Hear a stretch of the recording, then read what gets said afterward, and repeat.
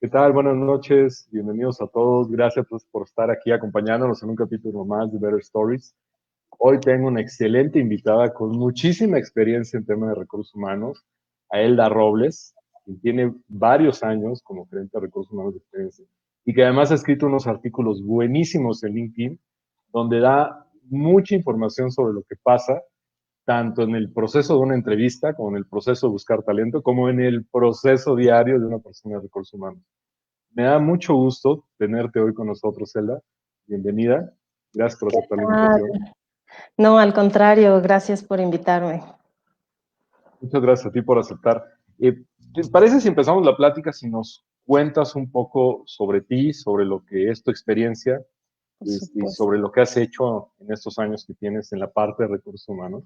Bueno, pues te cuento que yo de formación académica soy administradora de empresas y por una decisión que parecía ser temporal, opté por el camino de los recursos humanos y esa opción temporal se convirtió en una carrera que el próximo año cumple 20 años. O sea, siempre, digamos, es el campo en el que me he especializado, he pasado por diferentes empresas, por diferentes posiciones, algunos de especialista, en reclutamiento, en responsabilidad social, comunicación interna, otras un poco más generalistas, en diversas empresas, en diversas industrias, pero bueno, principalmente casi todas tienen que ver con el cuidado de la salud. Entonces, pues este es un camino que se ha forjado pues con el día a día y pues con muchas historias que contar. Muy bien. ¿Cuál quieres contarnos primero? ¿Cuál fue La tu que primera te experiencia fue... laboral? Mira, bueno, pues yo estaba estudiando administración de empresas en La Salle y ya estaba en mi último semestre y tenía una amiga que trabajaba en una empresa muy grande de recursos humanos y me advirtió que estaban abriendo un programa de becarios y me preguntó si yo quería entrar. Entonces, bueno, pues como es una etapa totalmente exploratoria, le dije que sí, por supuesto. Al fin iba a ser un programa de 6 meses. Y bien, me inscribí, me aceptaron y más o menos como en el mes 5 me propusieron darme mi planta de empleada permanente. Entonces eso cambió totalmente el rumbo de la historia porque pues era una posición en la que yo estaba aprendiendo mucho la técnica sobre todo del reclutamiento, de la atracción de talento en otros años, con otros métodos, Con pero otras al cosas. finalmente cambió porque no solamente me di cuenta que mi carácter empataba con las necesidades de mi puesto y mi personalidad también ayudaba y me gustaba, sino porque, bueno, pues ya me pagaban prestaciones, ya tenía yo mi fondo de ahorro, entonces ya cuando tienes 21 años y tienes fondo de ahorro ya es algo significativo. Entonces, bueno, pues ese programa de seis meses se convirtió en una experiencia en esa empresa de 8 años. Muy bien. Oye, y por ejemplo, cuando tú estabas estudiando administración de negocios, administración de empresas y que no estabas pensando el tema de recursos humanos, y luego se da esta oportunidad y te das cuenta que ahí es donde está todo lo que a ti te gusta hacer, ¿te sirvió, o sea, qué tomaste de tu formación de administración de empresas que dijiste esto me está siendo muy útil en recursos humanos? ¿O qué parte Bueno, de tu formación dijiste esta es perfecta para recursos humanos, me está ayudando mucho? pues han sido etapas. Mira, yo aprecio muchísimo a la gente de recursos humanos que viene del área de psicología, que aplica la clínica, la organizacional. Ahora, a estas alturas, donde ya tengo equipos, donde ya entro a conversaciones mucho más desarrolladas de negocio, pues la óptica del administrador de empresas pues es mucho más global. Ya ves temas de finanzas, de contabilidad, entiendes de procesos y entonces eso obviamente es un súper valor agregado, ¿no? Tener el dimensionamiento de la organización. Pero digamos que en mis primeras etapas, todo lo que tenía que ver con relaciones humanas, ¿no? La parte administrativa, sí o sí, además de arrastrar el lápiz y llevar el proceso, de alguna manera te obliga al relacionamiento con la gente. Y creo que eso es algo que a mí me ha ayudado y por eso pienso que mi personalidad encajó muy bien, ¿no? Por ciertas características que hay en mi personalidad. Oye, a ver, mucha gente tiene dudas de cómo ocurren estos procesos de reclutamiento Sí, transnacionales. ya. Hay mucha gente quejándose y yo sé que tú y yo hemos comentado varias publicaciones, sobre todo en LinkedIn, de gente que se queja porque dice el reclutador no me pela, el reclutador no lee mi currículum, nunca me regresa un mensaje. A ti te ha tocado estar, y te ha tocado Sí, estar recientemente de ese lado, y te ha tocado aparte ver todo cómo ha evolucionado este proceso sí, de cuando los currículums, al menos todavía eran en papel y la gente los claro. llevaba. Y los Ahorita engargolaban, los claro. engargolaban. En este momento que pues ya no, o sea, en este momento No, ya los no. subes, los mandas y muchas veces no los ve ni siquiera un ser humano, o sea, pasan por un filtro de una computadora. Sí. ¿Cómo ves tú y cómo le podrías compartir a alguien que quisiera saber cómo es este proceso de reclutamiento y cómo ha venido cambiando a lo largo de los años? Bueno, ha sido totalmente cambiante la administración del proceso. La naturaleza del proceso cambió desde que la tecnología se presentó y llegó para quedarse.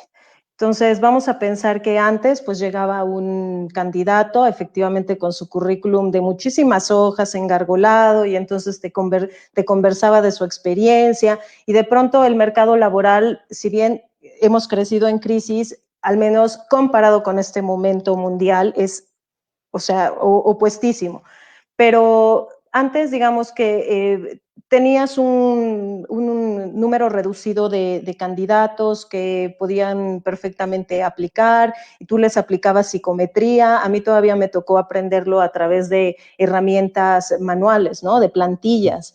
O sea, aplicamos el PCB, que es para ventas, y diagramábamos, y entonces nos ayudaba a desarrollar esa parte un poquito más fina del conocimiento del candidato, ¿no? De la entrevista profunda, más aparte el análisis de su psicometría.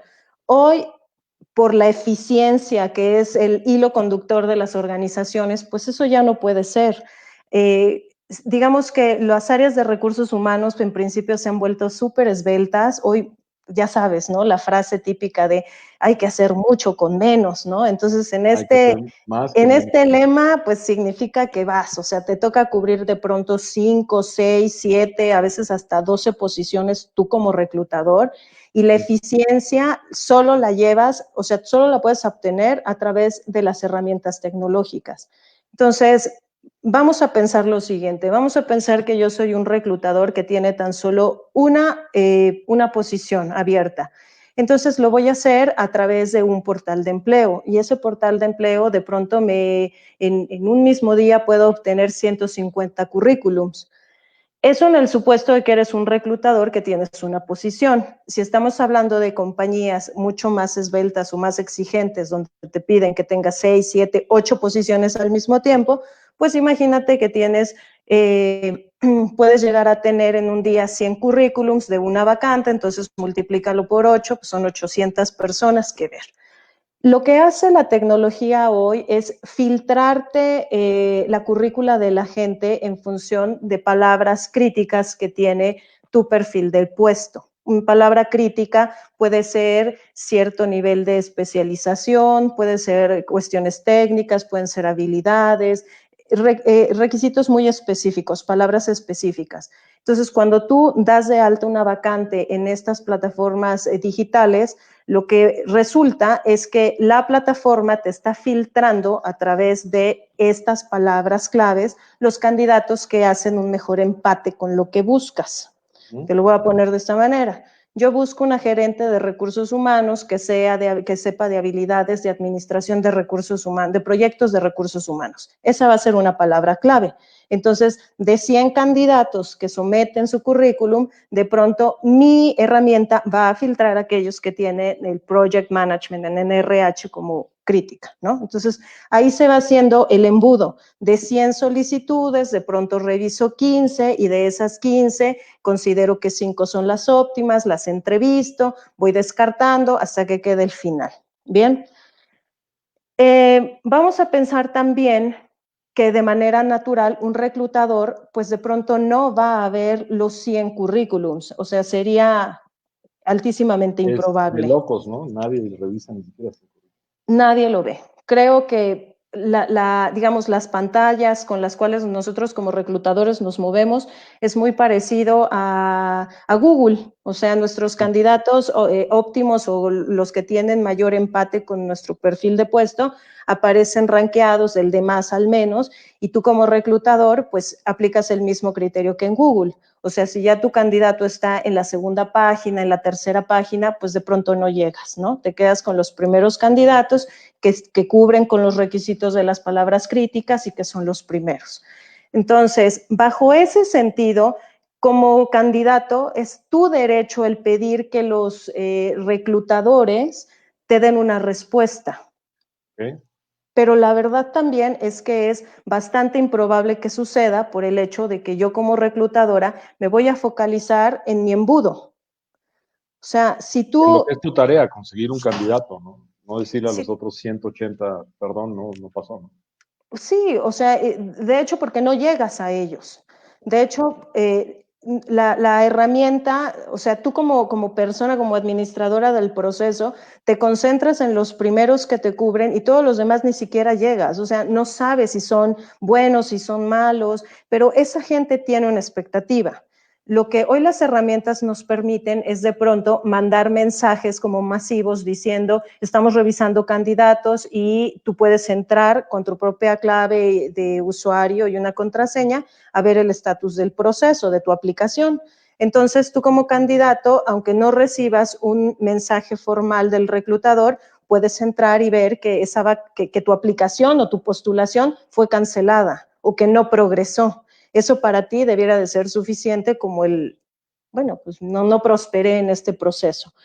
Donde comparto totalmente el sentir de los candidatos del mercado, es que hay muchos colegas que, pues, la verdad hay que decirlo, que no tienen como esa urbanidad organizacional de inclusive decirle a sus candidatos de terna, no continuaste, ¿sabes?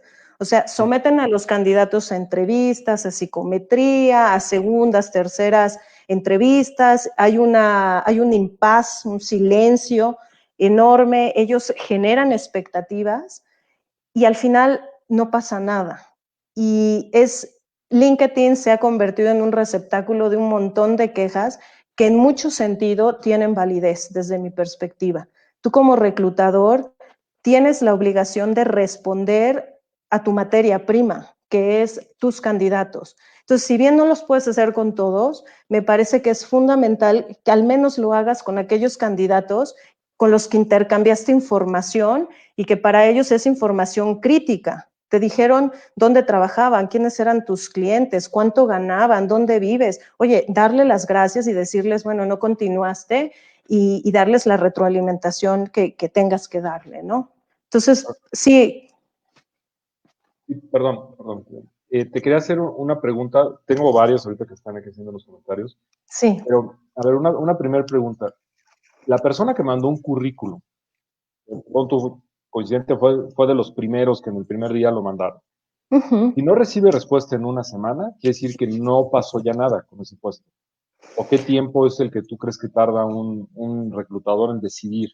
Va a ser una plataforma ya moderna, como las que tú estás mencionando, en decidir estos son mis candidatos ideales, o sea, en hacer su pool de candidatos. Esta decisión que les toma una semana, 2 semanas. No hay una respuesta, porque digamos que siempre a mí me gusta hablar desde la perspectiva de la diversidad. O sea, hay N número de empresas con N número de procesos de recursos humanos, con tanto posiciones como muy sencillas, vamos a decirla, que no implican perfiles muy especializados, como totalmente lo opuesto, ¿no? O sea, 3 personas en el mercado y tienen esta especialización y bueno, yo mato por esos candidatos porque no hay más. Entonces, hablando en términos generales, lo que siempre creo es que hay que esperar. En los procesos de reclutamiento hay que esperar. Muchos programas de outplacement, muchos conocedores en temas de empleabilidad, siempre te sugieren que después de una entrevista, después de aplicar tu psicometría, mandes un mensaje de agradecimiento al reclutador. Esto te posiciona, te mantiene fresco y hasta ahí. Después, yo siempre recomiendo un contacto más a la semana, un poco para calibrar, oye, siguen entrevistando candidatos, a lo mejor el jefe que va a entrevistar o el hiring manager, vamos a decir, está de viaje, o sea, obtener un pulso, pero no más allá, porque de otra manera, también el reclutador a veces está entre una espada y una pared, o sea, depende de los entrevistadores, depende de la gente de la agenda de los entrevistadores. A veces es muy curioso, pero al negocio le urge un candidato, pero no te da feedback. Entonces, tienes que estar correteando al jefe de, oye, ¿te gustó? Vamos a hablar, ¿no? O luego te digo, o necesito conversar contigo. Y esa conversación que puede ser, necesito discutir al candidato, tengo dudas, me gustó, o sea, esa conversación puede durar tal, ¿no? Entonces, también como reclutadora, pues no puedes... o sea, no es sostenible que todos tus candidatos te estén preguntando cada semana cómo vamos, cómo vamos. Eso ya en cierta manera puede rayar a una ansiedad que incomoda al reclutador. El reclutador hoy por hoy en muchas compañías está siendo medido por los tiempos en los que la posición está abierta. Entonces, el reclutador sí o sí va a tener muchísimo interés en cerrarla lo antes posible. Hay un par de preguntas que nos están haciendo. Nos preguntan, desde la perspectiva de una oferta laboral, ¿en qué se enfocan los reclutadores? Bueno, una oferta laboral. La oferta laboral se puede dar con candidatos internos o candidatos del mercado. Obviamente, antes de iniciar cualquier proceso de reclutamiento con un candidato interno o externo, el área de recursos humanos es responsable de conocer el último estado del paquete de compensaciones del candidato, ya sea interno o externo. O sea, si vamos a hablar de gente del mercado, es obligatorio preguntarle al candidato, oye, ¿cómo estaba tu paquete? ¿Cuánto ganabas? ¿Por qué? Porque si el candidato ganaba 10 y tú le vas a ofrecer 8, pues es una pérdida de tiempo, ¿no? Desde ahí vas a ir calibrando expectativas, vas a ir calibrando si el candidato es o no idóneo para tu posición, inclusive en lo económico. Cuando es un candidato interno, pues obviamente es más fácil porque casi siempre todo deriva en el mismo administrador. Mi presupuesto son 20 y el candidato pues trae 15, entonces le podemos hacer una oferta. Lo que siempre le recomiendo a todos los candidatos del mercado es que nos movamos en términos de un paquete total de compensación, que significa no nada más responder cuánto ganabas mensualmente, sino que tú le digas al reclutador, pues mira, yo tenía un bono anual y tenía fondo de ahorro y tenía a lo mejor un auto o tenía tal, y entonces yo valgo anualizado 800,000 pesos, ¿no? Porque también los reclutadores saben la posición, cuánto vale anualmente. No sé si respondí la pregunta. Sí, claro. Creo que se complementó mucho con lo que ya habías dicho en la anterior. ¿Qué tanto impacto tiene la fotografía que eliges de tu perfil o el currículum que envías? Ok, excelente pregunta. Hoy por hoy, yo en mi política personal no recomiendo poner fotos en tu currículum. ¿Okay? ¿Por ¿Por qué qué? razón? Porque o sea, acabamos de hablar de que el reclutador aplica un criterio de selección que no necesariamente, ojo, es el criterio de la empresa, ¿cierto? El reclutador puede ser muy incluyente o a la vez no. Puede ser una persona que aplique sesgos. Sabemos que vivimos en un mundo de sesgos por la edad, por el color de piel, por la apariencia, etcétera. Entonces, lo que yo siempre recomiendo es que sea un currículum que llame la atención por el contenido, no por la fotografía. De tal manera que si tú eventualmente pones una foto, puedes distraer totalmente la atención del reclutador de la calidad de tu perfil y por un sesgo personal eliminarte del proceso.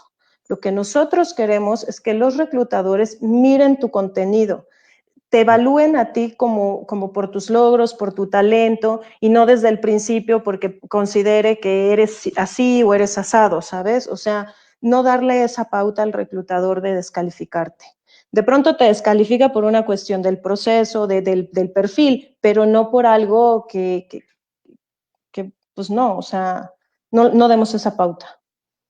Entonces, sin fotografía. Yo Currículum soy de sin la idea, fotografía. sí, sí, sí, definitivamente. Y el perfil de LinkedIn, pues es otra cosa. En el perfil de LinkedIn tú voluntariamente estás queriendo crear redes de contacto y me parece muy humano el poder conocer la cara de la persona que me está enviando una invitación o a quien yo estoy invitando, ¿no? Entonces, bueno, pues hay estudios, hay contenido en la red que te dice que 3 veces más, causas un mejor impacto o más bien invitas 3 veces más a una persona que te acepte por el hecho de tener una foto. Y si es una foto sonriendo, donde hasta muestras los dientes y así en una posición así medio, jajaja, entonces como que logras un approach mucho más efectivo. A ver, tengo otra pregunta aquí muy buena. ¿Los puestos de niveles gerenciales y dirección siguen siendo los más reservados? Y bueno, dependen las organizaciones. Reservados quieren decir confidenciales. Quieren ser, estoy infiriendo un poco, reservados pueden ser los más confidenciales, pueden ser los que se cubren con la gente más cercana, digamos, a la cúpula del poder, depende de la organización. Regularmente, cuando son organizaciones súper jerárquicas, no tan planas, tienden a reservarse. Se reservan por la gente de confianza de los altos jerarcas, digamos. ¿Por qué? Porque se pretende preservar mucho la efectividad en el alcance de los resultados. Lo voy a presentar de otra manera. Cuando uno busca empleo, se dice que la estrategia mucho más efectiva, hasta en un 80%, es a través del networking, en el mercado oculto de vacantes. O sea, digamos que si tú encuentras de 10 posiciones que existen, de 10 vacantes abiertas, de 10 vacantes, perdón, 2 se van a comunicar y tú las vas a poder aplicar a través de LinkedIn y el portal, y 8 están reservadas, están secretas.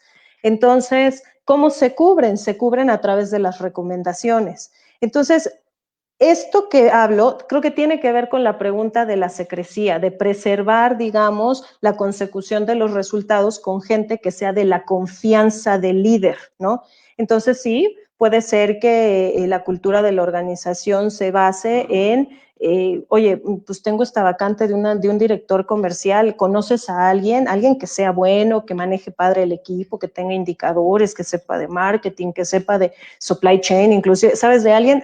Tráetelo, lo vamos a invitar, ¿no? En ese sentido se reservan, sí, pero también hay organizaciones súper planas, muy transparentes, que abren sus posiciones altas a gente del mercado, ¿no? Que también a parrillas internas de reemplazo. ¿Tú cómo estás haciendo networking ahorita, por ejemplo, que no podemos hacer networking como estamos Uh-huh. acostumbrados a hacerlo, ¿no? ¿Cómo lo estás llevando tú a cabo? Bueno, para mí uno de los grandes descubrimientos de la pandemia es el concepto de marca personal. Entonces, cuando lo empecé a escuchar y que te decían que podías hacer networking y tal, yo pensaba que, o sea, pues yo no soy una influencer, o sea, yo no soy una yuya de los recursos humanos, o sea, cómo llego a las personas? Y empecé a explotar una habilidad que yo tengo, que es la escritura. Entonces, a través de los escritos, platico mis historias, mis anécdotas de recursos humanos y he empezado a publicar, digamos, un artículo semanal cada lunes. Entonces, ese artículo da de qué hablar, hay comentarios, hay gente que recurrentemente visita mi perfil y también lo que hago es que al invitar a una persona ajena totalmente a mi red en primero y segundo grado, les envío mi artículo diciéndoles, oye, quiero que me conozcas, te vengo a presentarme, pues más allá de decirte, pues de mi foto y de que veas mi perfil, vengo a presentarme contigo a partir de una historia, que tú puedas calibrar lo que sé hacer y cómo lo he hecho, ¿no? Entonces, eso me ha abierto puertas, principalmente con gente muy ajena a mi primer círculo, ¿no? Gente de la ingeniería, gente de industria, por ejemplo, naval, de industrias pues que están totalmente fuera de mi núcleo primario. Eso va muy de la mano con un comentario que nos hace Carlos García. Dice, Sí. recursos humanos siempre se va por la historia mejor contada en vez de los hechos y evidencia. ¿Qué tan de acuerdo Eh, estás con esta aseveración? Se va por la historia mejor contada. Bueno, pues es que todos tenemos una versión de los hechos. Creo que recursos humanos hoy por hoy está en una tendencia muy valiosa de moverse mucho más hacia el business intelligence, o sea, aplicar la data en la elaboración de sus propuestas, en la toma de sus decisiones, a fin de que lo que proponemos al negocio no se diluya en una apreciación o justamente lo que comenta Carlos, ¿no? Que es la historia mejor contada o por el vencedor o por ahí el que tiene el interés dentro del sistema, dentro de la Matrix, ¿no? Sino que sea ya fundamentado con tendencias y con un montón de cosas. Pero bueno, ¿qué puedo decir? La verdad es que el área de recursos humanos es un área que polariza mucho, la amas o la odias, o sea, tú puedes como recursos humanos ser heroína, pero a la vez villana el mismo día, dependiendo de las personas. Lo que sí hay que tener claro es que recursos humanos no trabaja para las personas de manera directa, trabaja para el negocio, ¿cierto? Lo que es Sí. complicado para el área de recursos humanos es conciliar ese interés, o sea, penetrar en la agenda de las personas del negocio y hacerles ver el interés del empleado, ¿no? Entonces, tratar de conciliar esos mundos que a veces parecen como muy opuestos y que el empleado dice, es que fui a recursos humanos y no me lo solucionó, al contrario, se hizo más grande la bola y todo. Bueno, pues es que ciertamente no siempre vamos a favorecer al empleado. Tenemos que buscar un equilibrio entre el beneficio de la empresa sin perjudicar al empleado. Y mucho mejor, trabajar en beneficio de la empresa potenciando al empleado, que es en lo que hoy las agendas de RH deben de estar. Claro, digo, todos sentimos que el RH es tu cuate cuando te habla y te dice, oye, me gustó tu currículum, quisiera que me platicaras más, y ya O tengo un tengo una amigo carta dentro de de la empresa. promoción, ¿no?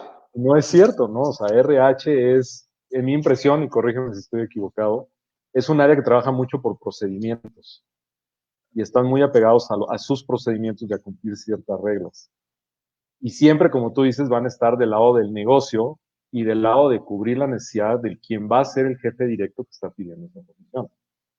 Entonces, no son Sí, así amigos es. de los candidatos. No son amigos. Pueden No. empatizar, pero no son Por amigos. No, no va supuesto, por por ahí. supuesto. No van por ahí. Son un área de soporte al negocio.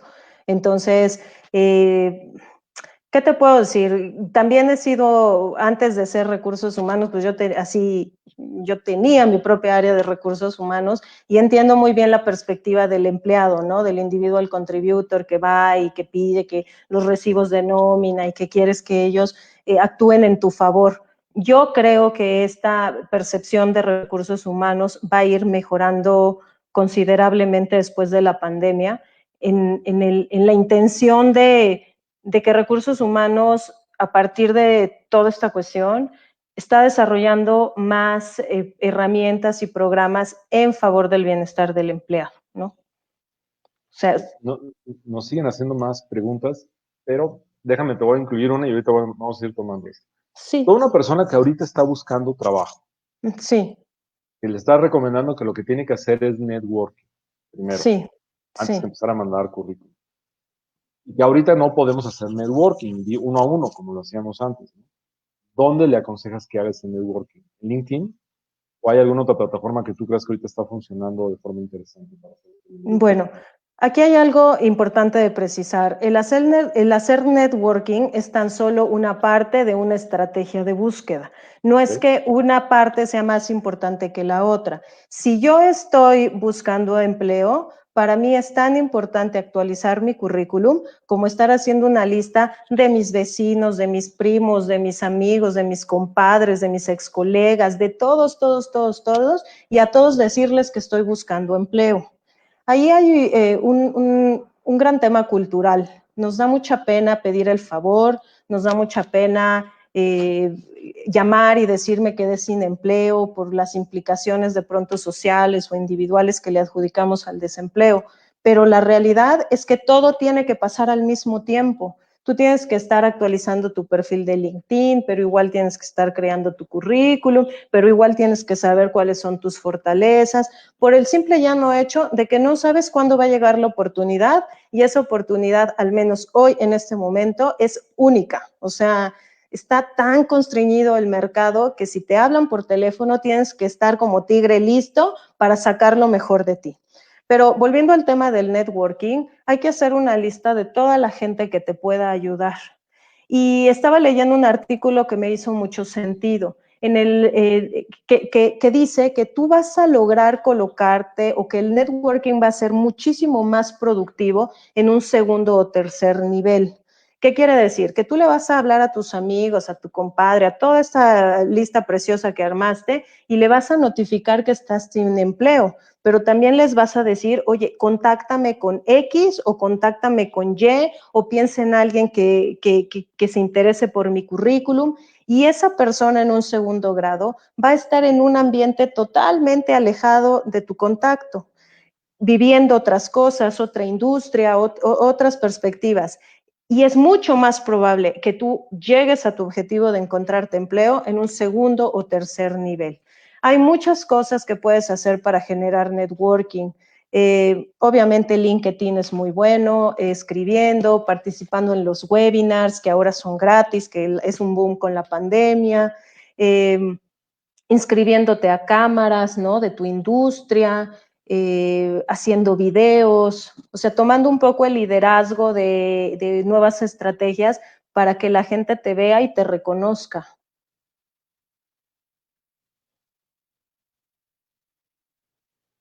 Nos hacen un comentario y están fluyendo muchas preguntas. Vamos a tratar de ordenarlas para ir llevando la plática.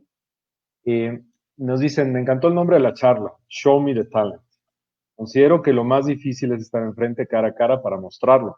Está siendo muy clara cómo podemos brincar esos filtros. ¿Qué puntos claves enfatizarías? Bueno, cada filtro tiene su reto.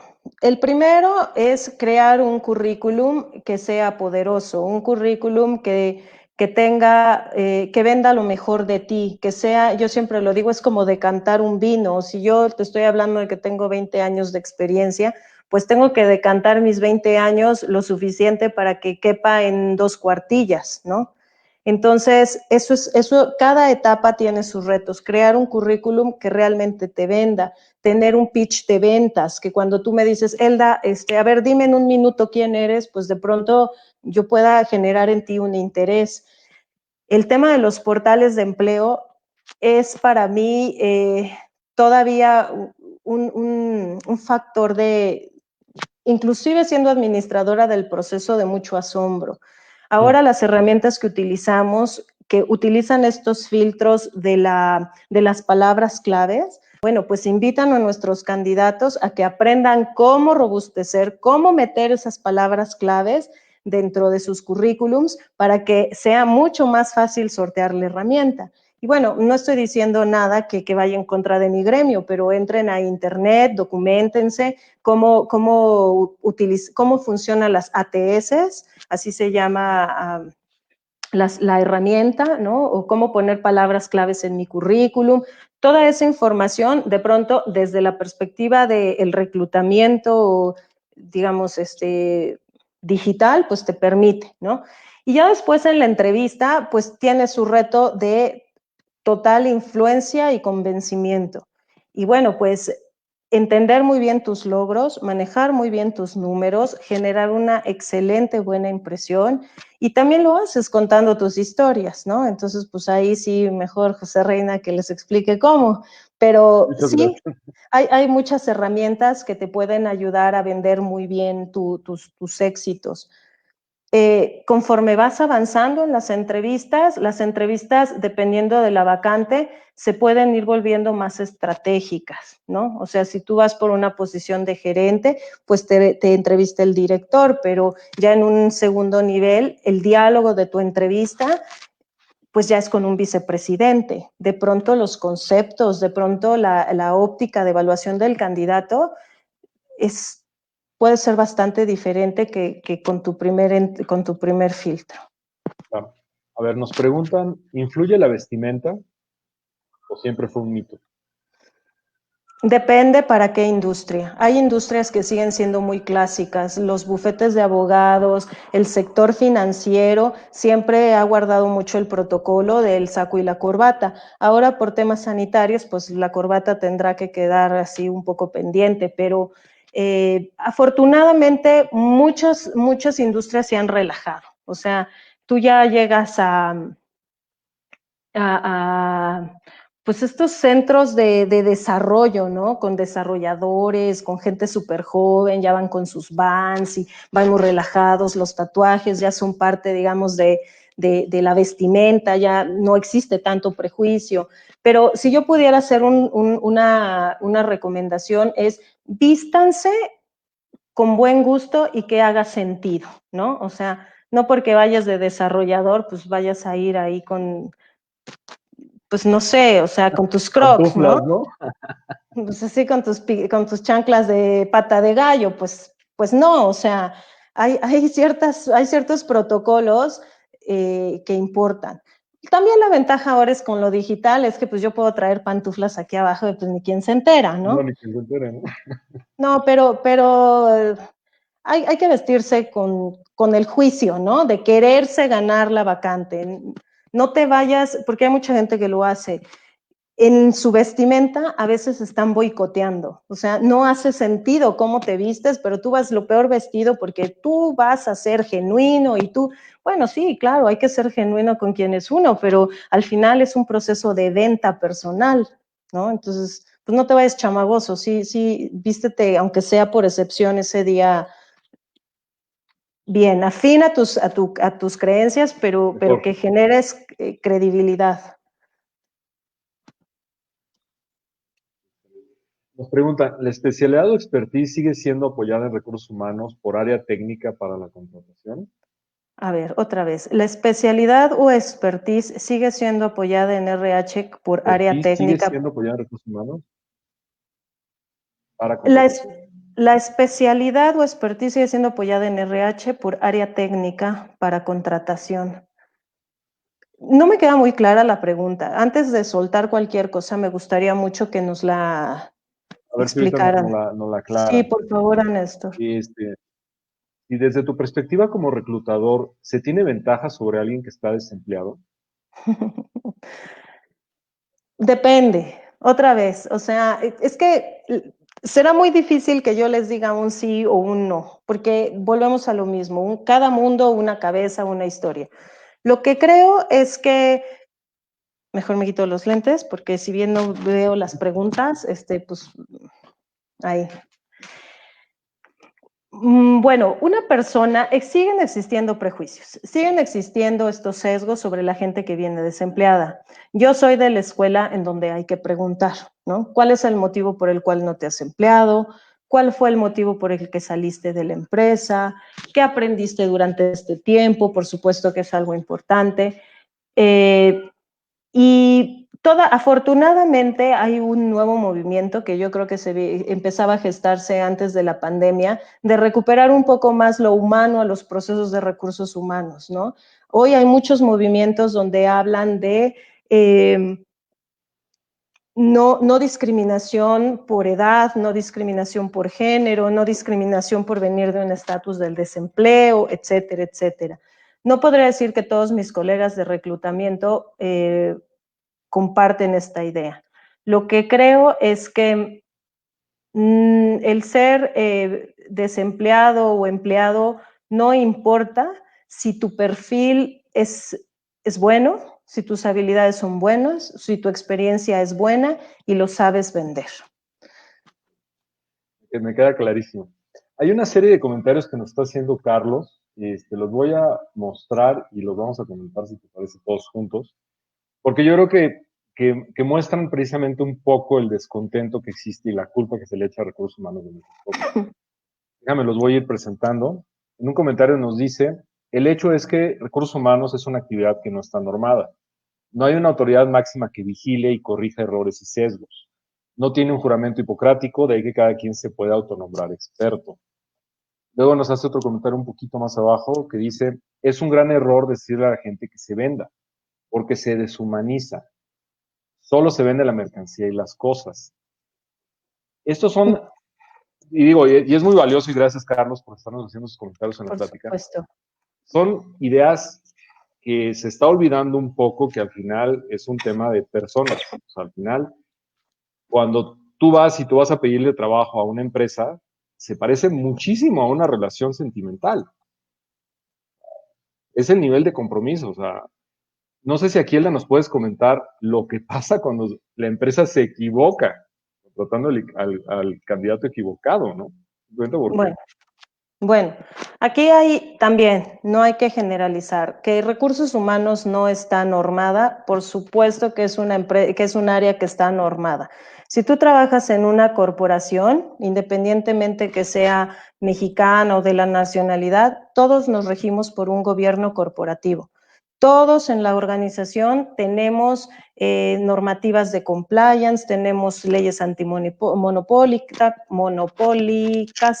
todos nos normamos por leyes que nos prohíben el conflicto de interés, ¿cierto? Ahora, las áreas de recursos humanos reportan en muchas ocasiones directamente al director general y en línea punteada o matricial a otras organizaciones. Es decir, a la misma organización de recursos humanos, pero ajena a la filial o a la subsidiaria, ¿para qué? Para darle esa vigilancia a las actividades y a las funciones. Tendríamos que hablar así de un caso pues de muy, muy malas prácticas, donde hay colusión entre el director general y RH y el financiero, como para que nadie se dé cuenta del contubernio. Pero la primera respuesta es sí, están normadas, todos estamos normados, no tenemos una promesa, ¿no? Un juramento hipocrático, pero creo que no hace falta. Hay también doctores que son muy malos, que también te demandan, que también te dejan las gasas adentro del estómago y tienen un juramento. O sea, creo que aquí hay que apelar un poco al profesionalismo y a la educación del profesional. Y segundo, cuando yo me refiero a venderse es poder demostrarle al interlocutor que tienes, influir con él a partir de todos los atributos que tienes como persona y como profesional. Hay que recordar también que cuando tú buscas trabajo, pues se establece una relación mercantil o contractual, ¿no? O sea, somos a través de un contrato, pues tú me pagas y yo desempeño una labor.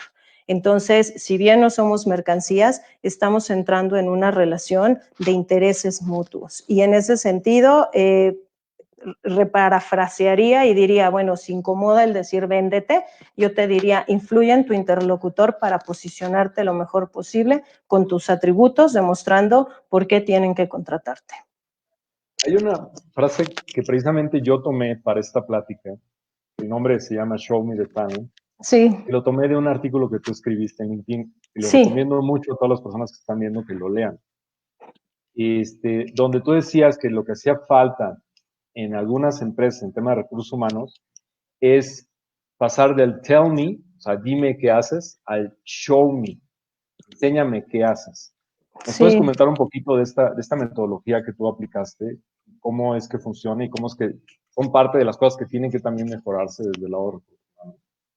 Pues mira, es un artículo, primero tengo que decir que el artículo lo que promueve es hacer una conciencia en el jefe contratante de que hay muchos recursos, muchas perspectivas que debes de considerar en tus candidatos antes de solo enamorarte porque la entrevista fue positiva o porque hubo química o estos destellos que de pronto tenemos con nuestros candidatos. Entonces yo platicaba de una historia real, una estrategia que implementé junto con mi equipo de trabajo en una empresa, en donde por situaciones totalmente casuísticas, nosotros empezamos a trabajar muy arduamente con el outsourcing, ¿no?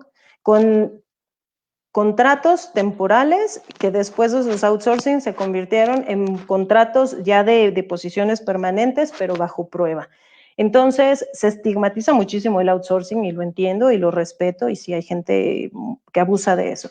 Pero la parte que quise destacar en mi artículo es que los contratos temporales o de prueba te permiten poner echar a andar a tu candidato. O sea, me enamoré de este candidato, tiene muy buen verbo, parece que me puede funcionar.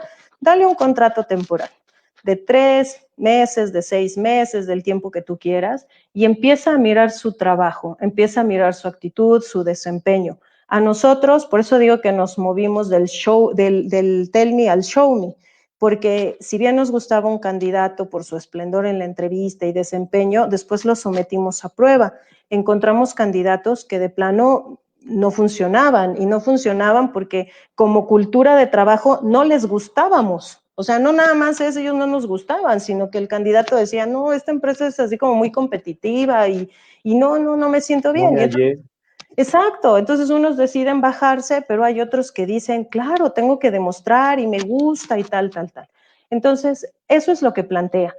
En realidad, la invitación, el sentido del artículo es, date la oportunidad de probar a tus candidatos antes de pasarles la pluma azul definitiva, ¿no? O sea, pruébalos, que ellos también te prueben, que conozcan la cultura, que vean si se pueden hallar en una relación de largo plazo. Y los resultados que nosotros nos dio esta estrategia fue súper positiva. Teníamos un engagement con los empleados súper bueno. Eso sí, yo tenía una persona que me reportaba que era una fiera administrando los contratos. O sea, toda la estrategia se podía caer si en el último día no se tenía la conversación final con el manager, le vamos a dar su planta y se lo comunicábamos al empleado. Entonces, eso es algo que yo le agradezco mucho a esta persona porque esa seriedad se le daba y nos funcionó muy bien. Otra pregunta que nos hacen, esta tiene que ver con las generaciones. Me encantaría saber tu opinión en cuanto a los perfiles que se presentan de acuerdo a las diferentes generaciones. Baby boomers, generación X, millennials, generación... Mira, creo, la verdad, que en todas las generaciones hay gente que se mueve, hay gente que busca propósito, hay gente que busca desarrollo, hay gente que busca autoridad o no busca autoridad. O sea, este rollo de estigmatizar que los millennials de pronto se aburren y que en 6 meses y que sí, tiene mucho de razón por la manera en que fueron educados, etcétera, pero creo que los bemoles de un millennial también los encuentras en un generación X.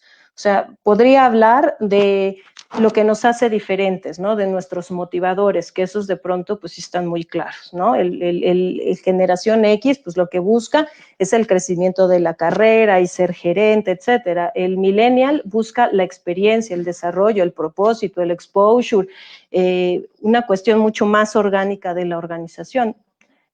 No sé, no me atrevería o no quisiera yo encasillar a las generaciones por los pros y por los contras.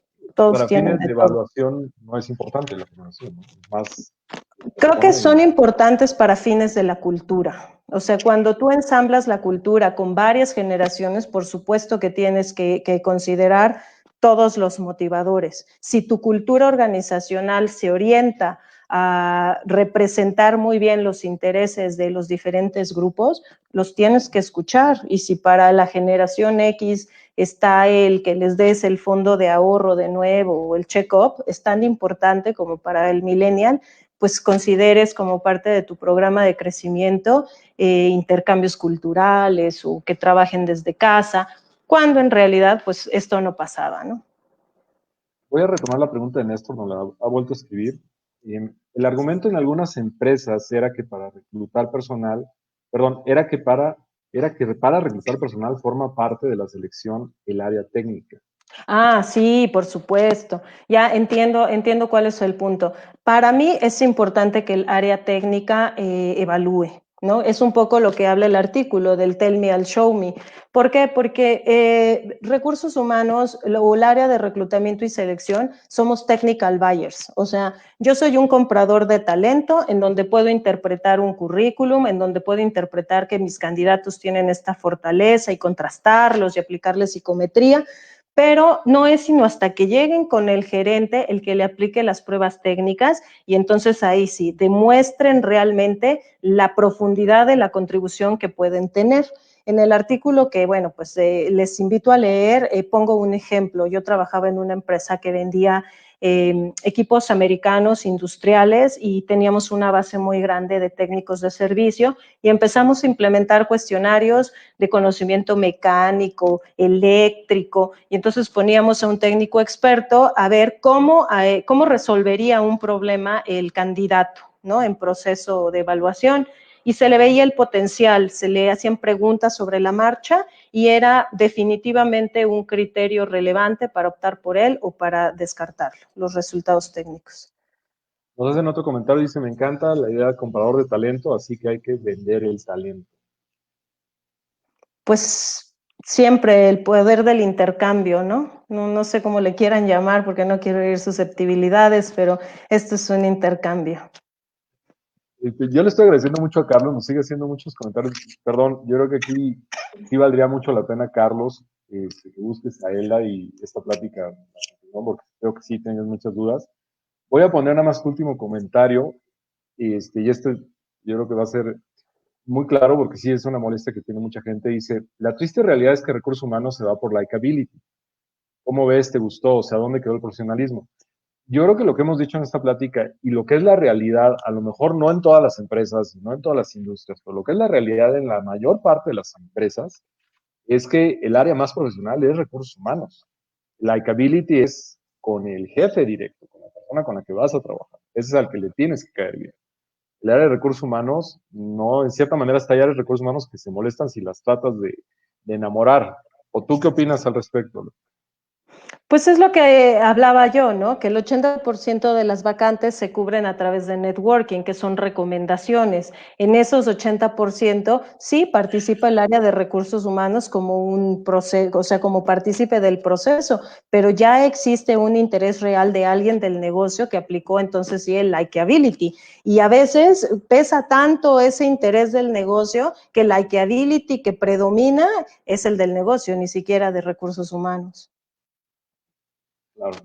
Eh, Otra pregunta que nos hacen, de manera práctica, ¿cuál es la mejor herramienta que debe entregar la Dirección General a Recursos Humanos para filtrar un candidato ideal?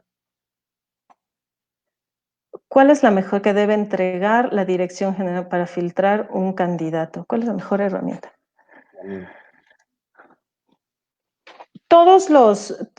Hay muchísimas herramientas. No podría decir que hay una única herramienta de parte de Dirección General.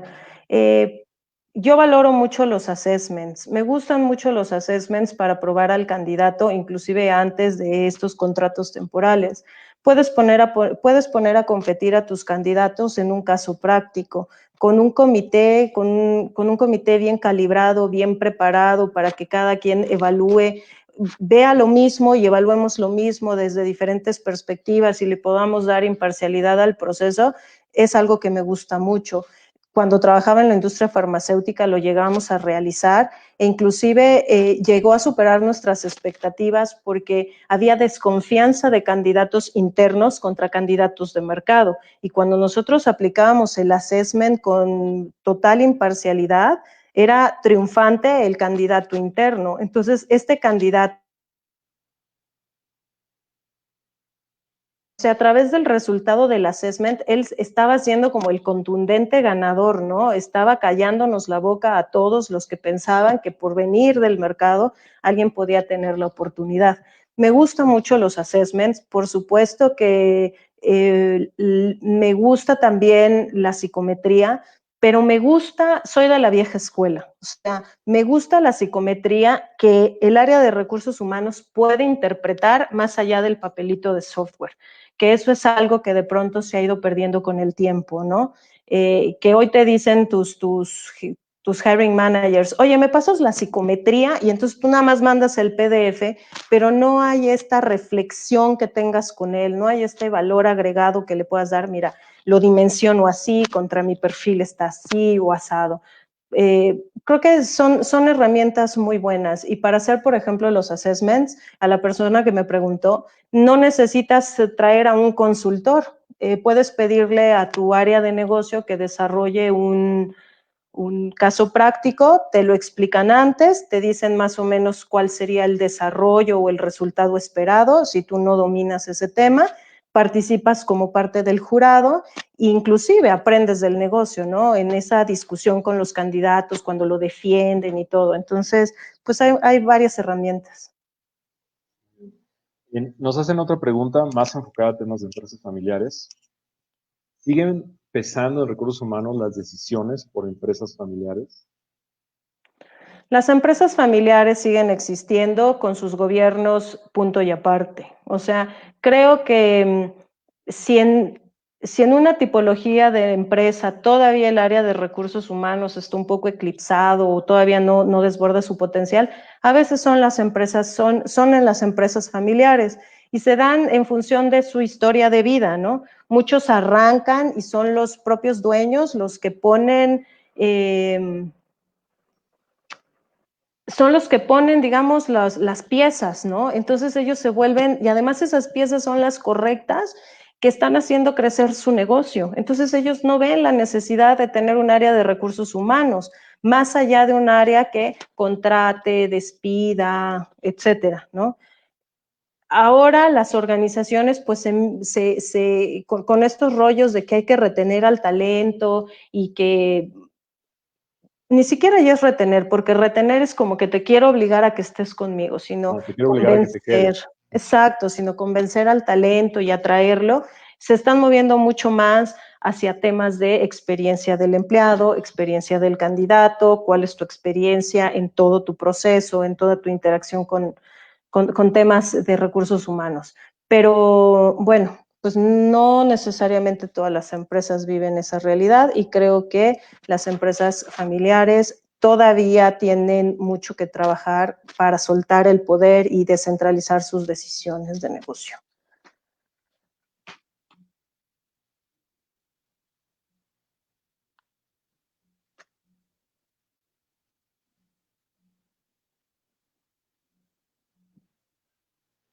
Digo, totalmente de acuerdo. A mí me ha tocado trabajar en ambas, tanto en empresas familiares como en corporativos grandes, y sí es diametralmente diferente la operación de la Así empresa es, familiar como así la es. operación del área de recursos humanos.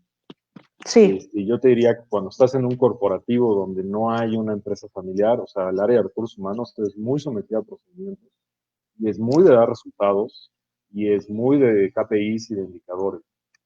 Y caso de las empresas familiares, no, sigue pesando mucho la opinión de la familia. así es. Es muy común. Digo, no todos, no, como todos, no se puede generalizar. Hay empresas familiares que funcionan muy bien, pero digamos que al fin y al cabo, pues es qué tan apegada es la empresa a seguir los propios procedimientos que la empresa puso.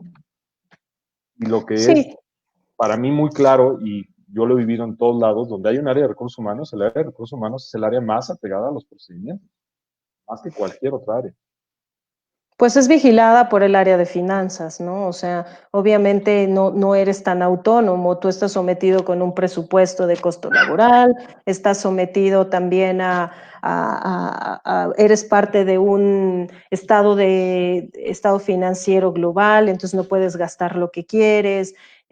Repito, dependiendo de la organización, pues hay sí, muchos controles internos, ¿no? Pues mira, ahora sí que, como siempre pasa, el área de recursos humanos, como bien dijiste en la plática, es polarizante y da más o la odio. Pero a mí me gustaría, ahorita, ya más que irnos por este tema, que veo que sigue habiendo muchas dudas y preguntas que vienen de malas experiencias que se han tenido con áreas de recursos humanos. A mí más bien me gustaría preguntarte alguna experiencia que tú hayas tenido como área de recursos humanos, que haya sido una historia así que te ha dejado de, wow, esto pasa también en el área de recursos humanos. Que pase en el área de recursos humanos. Bueno, pues las organizaciones están compuestas por personas, son entes vivas, respiran igual. Si los seres humanos de las organizaciones están enfermas, pues las organizaciones se enferman. Te puedo decir que me ha tocado muchas historias, la mayoría positivas. Hablando específicamente de las positivas, creo que me encantan las experiencias de voluntariado corporativo. Ahí las personas se quitan los disfraces de jefazos, nos quitamos los disfraces de pleitos de que si logística contra los de ventas y que si los de inventarios contra los transportistas. Ahí todos nos volvemos seres humanos y desarrollamos acciones favoreciendo a otros seres humanos. Me parece que son historias fantásticas que todas las organizaciones, en la medida de sus intereses, deberían de incorporar. Generan mucha sinergia, generan una emoción en los equipos. Me ha tocado repartir sillas de ruedas, bastones guía para gente con discapacidad. Me ha tocado participar en la construcción de casas para gente con damnificadas por el temblor, por los sismos del 2017, y esa vibra colectiva en favor del ser humano es una experiencia muy poderosa, que en ese sentido está padre. Y de las negativas, pues me ha tocado de mucho, ¿no? De desvincular personas, muchas, imagínate en 20 años. Me han tocado casos de secuestro, me tocó el caso de un secuestro en un artículo que escribí, lo platico. Me ha tocado empleados que roban, me ha tocado casos de conflictos de intereses, en fin, muchas. Ese del secuestro, ¿cómo estuvo? Bueno, pues igual, ¿no? Siempre referirlos a mis artículos, ya que Obviamente hay un vamos artículo hacia escrito ellos. por él, ¿no? Sí, sí, sí. Bueno, pues hace un mes escribí un artículo que está en mi perfil que les invito a leer, que se llama Sin recompensas de por medio, y yo platico una historia en donde trabajaba en una empresa americana que vendíamos equipos para manufactura, ¿no? Entonces, una de las máquinas se averió y nuestra base de técnicos locales estaba totalmente calendarizada ya, y el cliente, por ser manufactura, pues no permite averías en su flujo, ¿no? Porque es carísimo de tener una línea. De manera que el área de soporte técnico tuvo que pedirle a un técnico extranjero que viniera. Tenía que estar el lunes a las 8 de la mañana en una planta en Toluca resolviendo el problema del equipo. Entonces, bueno, pues era un lunes totalmente normal. Hasta te podría decir que recuerdo perfectamente los minutos antes de la llamada, porque yo estaba en esos lunes en que te sientes medio cruda del fin de semana, pero no por bebidas alcohólicas, sino como que tienes sueño, pero como que qué padre que es lunes, pero que como que te cuesta arrancar y ni el café te arranca. Entonces me acuerdo que estaba yo en ese mood y sonó el teléfono y era la responsable del área técnica que me decía que el técnico que estaban esperando en Toluca nunca llegó. No había llegado a la planta y que le habían hablado al celular y que lo tenía apagado, y ella había gestionado toda la logística con la agencia de viajes para traerlo a México, porque era un empleado extranjero. Entonces ella tenía los datos de la agencia de viajes y lo primero que pensó es que él había perdido el avión y que estaba evadiendo contestar el teléfono por no dar Se la había quedado cara. dormido y se le había ido el vuelo, ¿no? Algo así. Pero la realidad es que no, es que ella tuvo esta proactividad y habló a la agencia de viajes y se enteró de que sí, había abordado su avión, había llegado a las 10:30 a un domingo al Benito Juárez, al aeropuerto Benito Juárez, supo que había rentado un auto ahí en la Terminal 1 con la tarjeta corporativa, porque al final pues se le proveía de todo al técnico. Y nada, o sea, estaba en territorio mexicano y simplemente no había aparecido. Entonces resultaba normal hablar al hotel, a su cuarto, ¿no? A ver en dónde, qué pasó, pero no se había reportado, no, nunca llegó al hotel. O sea, llegó al aeropuerto, rentó su auto, pero no llegó al hotel y en consecuencia nunca llegó con el cliente. Entonces, la verdad es que la primera llamada era un poco como, te quiero notificar tú como recursos humanos que está pasando esto. Y mis preguntas eran un poco de, oye, yo ya había tenido un caso de un empleado que tenía la enfermedad del alcoholismo, ¿no? Entonces no llegaba a juntas y tal, y hice preguntas más o menos en ese sentido. oye, ¿será que la persona tiene una enfermedad? ¿Será que la persona, aprovechando que está en México, pues de pronto tenía familia aquí y no sabíamos y se quedó ahí? ¿Será que agarró la fiesta? Entonces vamos a esperar un poco a ver si él se reporta, porque además sabía yo un poco de oídas que los protocolos en México es que tú no puedes, o sea, tú tienes que esperar creo que 24 horas para declarar a alguien como extraviado. Entonces estaba como muy fresco todo y nosotros teníamos que esperar. Obviamente esperábamos señales del empleado, no en el conmutador de la oficina, porque al ser extranjero él no dominaba el número local. La expectativa era que él se reportara con el área técnica o con un vendedor, una persona de ventas que siempre iba así como en mancuerna a visitar al cliente. Ese día, pues, no pasó mucho, yo me lo callé, es decir, trabajé, no alerté a nadie, inmediatamente le pedí a Fernanda, esta persona, que me diera los datos de la agencia, investigué lo mismo, confirmé que había llegado, confirmé por qué línea, por qué empresa había rentado, en fin, o sea, estaba yo totalmente cierta de la información que me habían dado y esperé. Por ahí de las 5 de la tarde me comuniqué y pregunté, ¿sabemos algo? Y me dijeron no.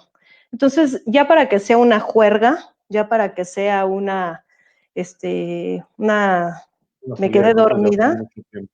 Claro. ya era demasiado. Además de que es un efecto que sucede cuando viajas al extranjero, ¿no? Que hay gente tan diferente a ti que no sabes cómo luce el peligro, pero tú en México sabes perfectamente cómo puede lucir el peligro, ¿no? Si eres extranjero y abordas un automóvil con destino a Toluca, pues por más que tengas Waze, llegas porque llegas, y entonces a las 4 de la tarde no has llegado, estás en una situación de riesgo. Inmediatamente, pues lo comuniqué a mi jefe, yo le reportaba al director general en México y lo reporté él se encargó de reportarlo, digamos, a la corporación. Nosotros teníamos nuestro headquarter o nuestro corporativo en Estados Unidos e inmediatamente se activaron los protocolos de vamos a buscarlo, o sea, tenemos algo que hacer. Así que la corporación nos puso a una compañía de crisis al frente y dijo, lo que localmente necesiten, ustedes lo van a hablar con estas personas que son las únicas autorizadas. Por ahora no hablamos nada con la policía hasta no obtener una recomendación por parte de la empresa de crisis, porque ustedes saben que en las empresas americanas no solamente importa el dinero, sino importa el prestigio. A veces son más cuidadosos de su prestigio que de sus finanzas, y mira que son muy inteligentes financieramente. Entonces, bueno, pues la persona no llamó, estuve yo llamándole personalmente, no contestaba, tenía yo el feeling de que algo malo había sucedido y me puse en contacto con la empresa de crisis y me dijeron, ¿sabes qué? Hoy en la noche a las 8 nos vamos a ver en un Sanborns. Te vas a ver con el consultor para que le expliques todo. Y bueno, pues me acompañó el director financiero, porque el country manager creo que estaba viajando, algo pasó. Entonces yo llegué al Sanborns y esperé, me encontré con una persona que hablaba absoluto inglés al estilo Harry Potter, tenía 20 años echando vida en Cuernavaca, tenía nietos mexicanos, o sea, se hizo un lobbying perfecto y entramos en materia y él primero se presentó explicándonos todo lo que podían hacer por nosotros, ¿no? Cómo ya habían resuelto casos o aconsejado casos de empresas donde secuestraban al accionista, empresas familiares, qué tipo de conversaciones se pueden tener si es que hablan a pedir recompensa a las oficinas, cómo se conversa este tipo de situaciones con la familia, ¿no? O sea, porque si está extraviado en algún momento, hay que darle una razón a la familia. Entonces, bueno, pues él dijo, pueden ser dos alternativas, o es un secuestro, o también lo he visto mucho, y más en Latinoamérica, el autosecuestro. Hay que esperar. Entonces, pues puso también, nos dijo, a ver, aquí ¿alguien ha hablado con ustedes? Nadie. ¿Alguien ha hablado con el de ventas? Nadie. Bueno, hay que esperar, pero no hay que esperar demasiado. Alguien debe de dar razones de vida y si no, sigan la pista del dinero. Entonces hay que cancelar la tarjeta corporativa. y bueno, son de esas decisiones, Pepe, que uno no, pues nunca cree que va a escuchar, ¿no? O sea, nosotros, el financiero y yo pensábamos, bueno, pero si es una cuestión de interés económico, en el momento en que tú le bloqueas la tarjeta corporativa, lo pueden lastimar, le pueden cortar un dedo, ¿sabes? Escalas en tu mente todas las posibilidades. Qué Pero decisión tan complicada, ¿no? O sea, tienes la vida de esta persona en una decisión que tú tomas. la realidad es que no la tomé yo. O sea, yo fui un poco el portavoz, había todo un comité corporativo que dirimía estas controversias, pero algo que era muy contundente es el silencio a todos nos perjudica más. Necesitamos dar una pauta cancelando la tarjeta para saber realmente a qué nos enfrentamos, porque si este silencio dura digamos, el escenario más crítico. Tú cancelas una tarjeta y no sabes nada de la persona en 8 días, probablemente esa persona esté muerta, ¿no? O sea, ¿sabes? Es una situación que tienes que abordar desde todas las ópticas. Entonces él lo dijo, si llega a tal fecha y ustedes no saben de la persona, es muy recomendable que cancelen la tarjeta de crédito.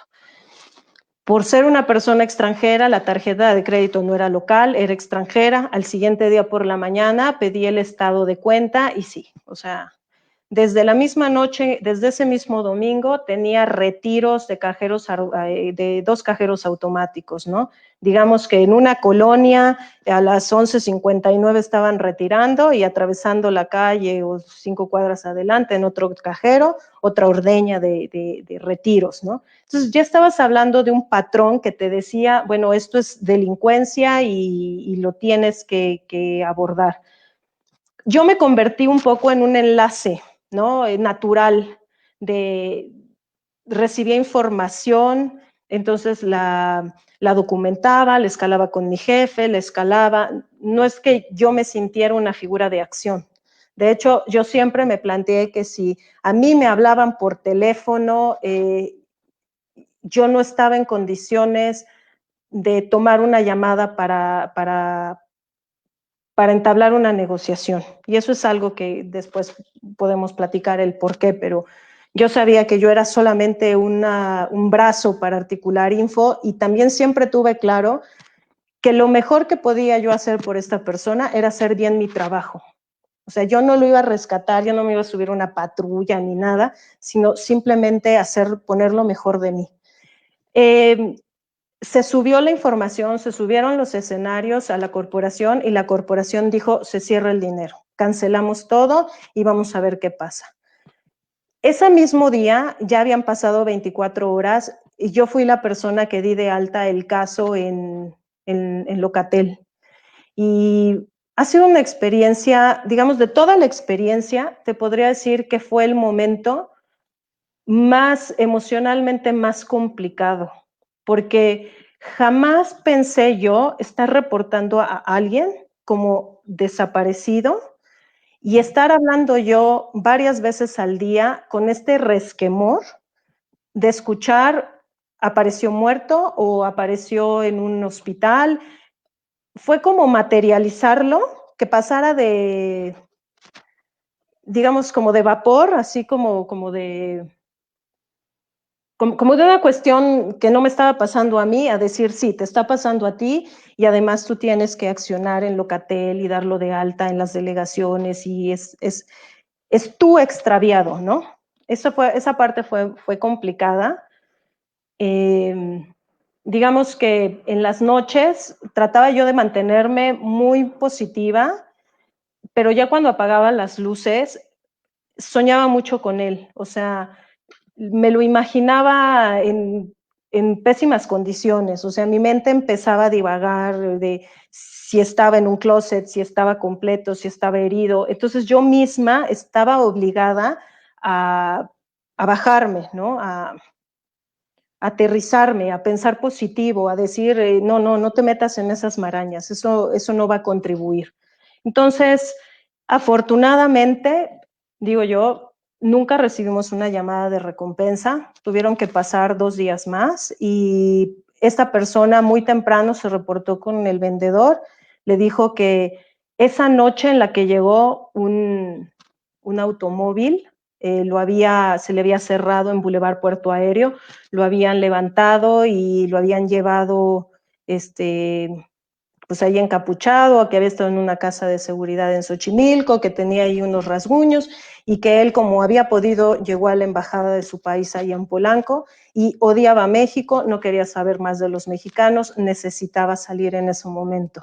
Entonces, bueno, pues la actitud fue exactamente la misma, notificarle a mis jefes, apareció esta persona, fui a la oficina de mi jefe, era una gran pecera, entonces en señas le dije apareció, él interrumpió lo que estaba atendiendo, le di hasta ese momento la información que yo tenía, le hablamos a la empresa de crisis y le hablamos a los abogados, porque en cierto punto los abogados nos dijeron, vayamos preparando todo por si hay que accionar una demanda judicial, ¿no? Por concepto de secuestro.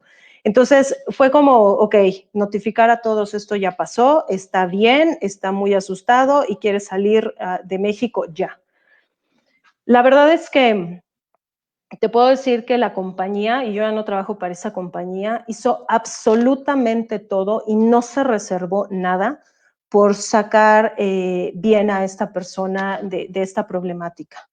El propio director general fue a comprarle ropa, la persona le pidió una maleta, se le equipó con la maleta, luego la maleta no le acomodó, no le gustó, se la cambiamos, la organización lo mandó en primera clase de vuelta a su país, se le pagó la maleta de herramientas, se la volaron, en fin, la compañía hizo todo, ¿no? Y bueno, pues fue una historia muy complicada por las implicaciones que tiene, ¿no? El vivir un secuestro de alguien, ¿no? Y cuestionarte quién le va a dar la razón a la esposa y qué le vas a decir, y si se lo tienes que decir por teléfono, o tienes que volar a su país y decirle, le pasó esto a tu marido.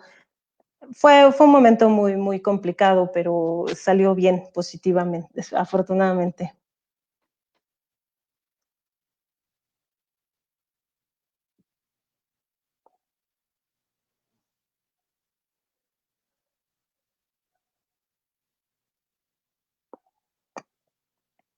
Pero bueno, algo que todavía no nos comentas que tienes escrito en tu artículo.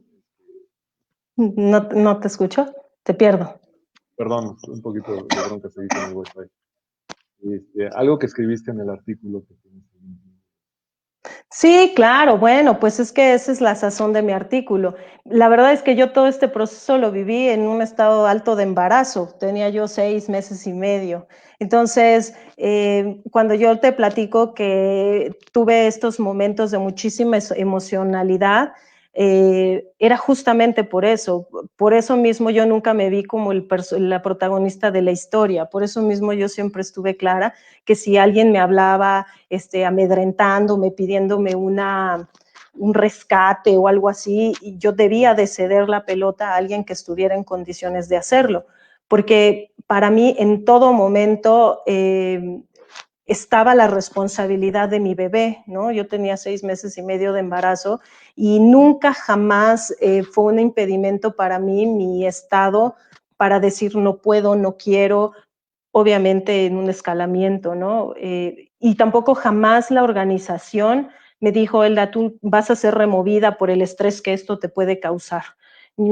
Justamente en mi artículo lo que yo platico es que para mí fue una gran enseñanza darme cuenta de mis habilidades, de mis posibilidades de poder disciplinarme emocionalmente, no involucrarme de más y sostenerme en mi primera necesidad era estar bien yo, obligarme a estar bien yo, cuando estuviera muy alto el estrés, yo obligarme por mi bebé de comer, de estar lo mejor posible, ¿no?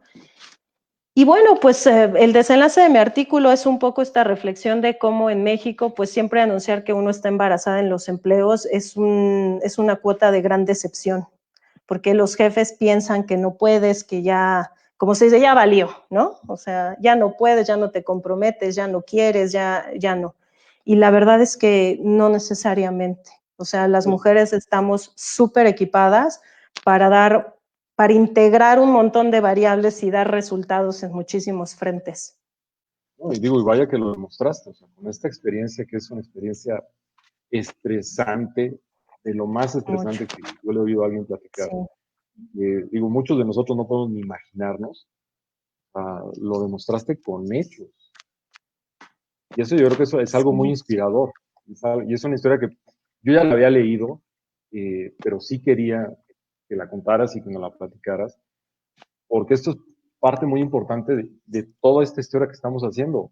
Uh, Hay mucha gente en este momento que está desesperada por trabajo, que está tratando de hacerse notar, que está tratando de verse en esos procesos, pero que siguen creyendo que el área de recursos humanos es como un robot, es como una computadora, es alguien que no estuviera hablando con humanos, y la realidad es que no, sigue No, siendo un tema de personas, estamos tratando con personas.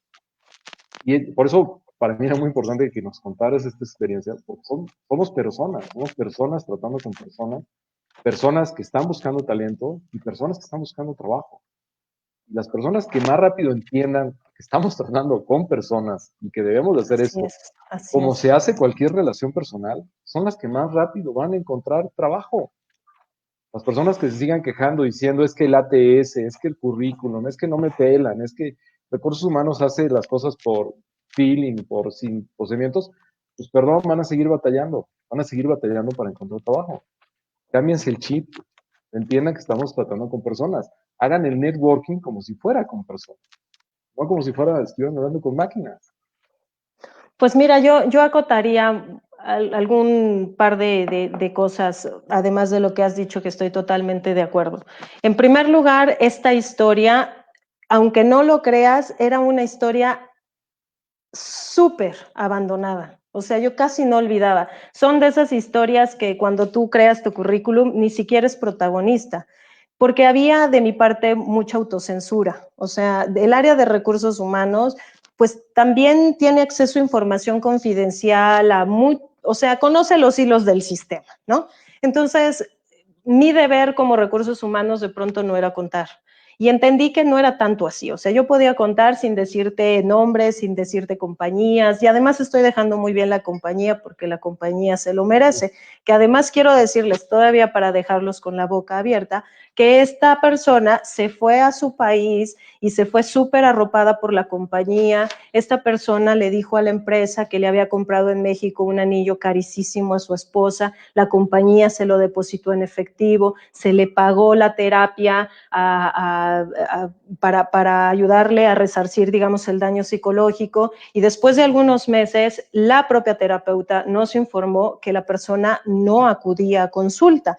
Así que empezó a parecernos muy raro que no acudiera a consulta con ese nivel de daño, vamos, o sea, fuiste privado de la libertad con violencia en un país, te sentiste solo, en fin, ¿por qué no lo hacías? Y la verdad es que la terapeuta nos dijo, bueno, es que esta persona no presenta en consulta ningún rasgo traumático. Para mí que esta persona se inventó su propia historia.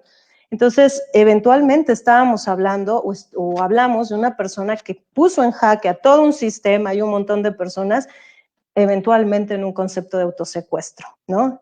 ¿Y qué es lo que resulta de todo esto? Resulta que esta compañía pues aprendió a la mala de un abuso de confianza, ¿no? Y aunque creamos todo un protocolo, o ellos ya después crearon el protocolo, al final muchas veces como empleado te preguntas, wow, la compañía reacciona de manera tan fría. No siempre. O sea, también tú como empleado, ¿qué le estás dando a la empresa para que la empresa eso te devuelva? Pero bueno, hablando de la justicia de esta historia, en mi vida estaba en cero. Ahora que me puse a pensar en mis historias, me encontré anécdotas muy padres como esta que les comparto. Y estoy segura que la gente, los candidatos, tienen historias que pueden hacerles brillar, que de igual manera pueden hablar muy bien de sus capacidades y que solamente vencer, pues de pronto esta timidez que a todos nos da, porque a mí me da, pues exponernos, o sea, que nos vean en una cámara y que nos lean y que pues de pronto te salga el hater o que o sea, o sea, te saca de tu zona de confort, eso por un lado, pero la invitación está a que lo intenten, ¿no? Que hay muchas historias que te pueden ayudar a brillar, a destacarte. Y segundo, creo que si la gente supiera lo que pasan las personas en recursos humanos, se sorprenderían, porque el área de recursos humanos también tiene su propia frustración. O sea, también sabe que muchas decisiones que se están tomando pueden estar favoreciendo a personas o a grupos o asilos que no se lo merecen, ¿no?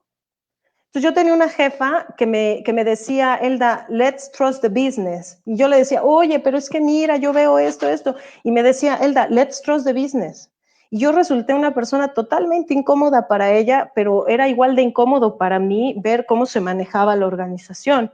Es parte del proceso de madurez y el decir, bueno, pues yo me quedo en esa empresa o la cambio porque de plano no estamos hablando del mismo nivel de recursos humanos, pero tampoco crean que recursos humanos está así abanicándose, diciendo, la pandemia y vamos a cubrir las posiciones. No, recursos humanos no tiene área de recursos humanos. O sea. Qué buena frase, recursos humanos no tiene área de recursos humanos. Ha sido una plática fabulosa, Elda. Gracias, yo también la he disfrutado, ya se me secó la garganta. Bueno, nos has dado información muy valiosa, hay mucho más y hay muchas cosas que estoy seguro que muchas personas quisieran seguir platicando contigo, quisieran saber de ti. Yo los voy a invitar a todos a que te sigan. Tú, entiendo, Sí. todos los lunes publicas en LinkedIn. Sí, salvo que me dé resequedad creativa. Por ejemplo, el lunes pasado no publiqué hasta el martes o así, pero sí me estoy disciplinando mucho. Entonces tengo ahí algunos artículos que les puede gustar próximamente. Bien, pues, búsquenla como Elda-Robles, aparece tu perfil. Ahí estamos Está en LinkedIn. en el promo que pusimos. Sí, Este claro. video ahorita lo estamos transmitiendo por Facebook, por el horario, por ser sábado, pero lo vamos a descargar y lo vamos a publicar en LinkedIn el lunes a las 11 de la ¡Qué mañana, miedo! que es el horario para que todo el mundo lo vea. A mí, Yo los invito a que aunque no lo sigan a crean, Elda. a mí me saca totalmente de mi zona de Sigan lo que confort. escribe.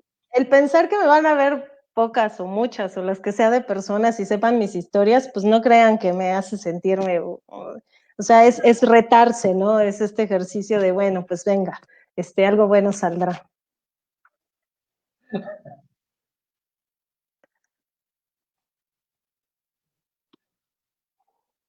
Y en esta crisis es lo que todos tenemos que hacer, todos tenemos que salir de nuestra zona de confort porque es lo que esta crisis nos está pidiendo que aprendamos y que hagamos.